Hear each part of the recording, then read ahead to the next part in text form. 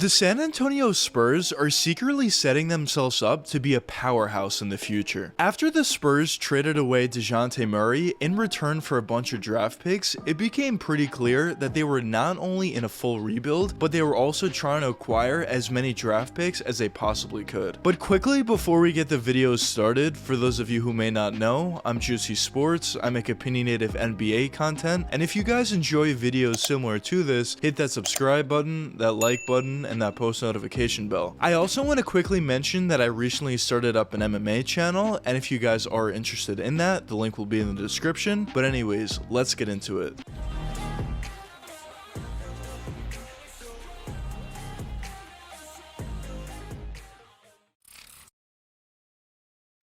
Over the years, the Spurs were always known as one of those teams that makes the playoffs each and every season, but not only did they make the playoffs, they were also always competitive once the playoffs did come around under head coach Gregg Popovich. But over the past few seasons, the Spurs have finally gone in a different direction and went in the direction of a rebuild. And I would say this somewhat started when they traded away Kawhi Leonard, but the rebuild was really accelerated ever since DeMar DeRozan left. And at that point, it was pretty clear that the Spurs were trying to acquire as many draft picks as they possibly could and acquire as many young players as they possibly could as well to try to identify that franchise guy and some other nice young players to put alongside him. And it seemed like the Spurs may have identified their franchise guy last year in DeJounte Murray, as he did make his first ever All-Star appearance, but over the offseason, the Spurs actually traded away DeJounte, as I mentioned before. So what that really tells you is the Spurs didn't necessarily think that DeJounte could be a legitimate franchise player for them. So at this point, even though they have some nice young players with upside on their roster, they still don't necessarily have a franchise guy. So trading away DeJounte kind of just means that the Spurs are starting all over. And at this point, even though they don't have that franchise level guy, I still do think they're setting themselves up to be a powerhouse in the future. And I think so for a couple different reasons. Now, the first and most obvious reason is the amount of draft picks the Spurs have going forward. Now, of course, whenever you're a rebuilding team, the first and main thing that you want to look for is to acquire as many draft picks as you possibly could, because that just gives you more opportunities to potentially find that franchise guy in the draft, or at the very least find some nice young players with upside. And having as many draft picks and as many opportunities to do so is obviously a bonus. But another benefit of having a bunch of draft picks going forward is, let's just say for the sake of the video, the Spurs identify their franchise guy pretty early on, and let's just say next season. If that franchise guy turns out to be very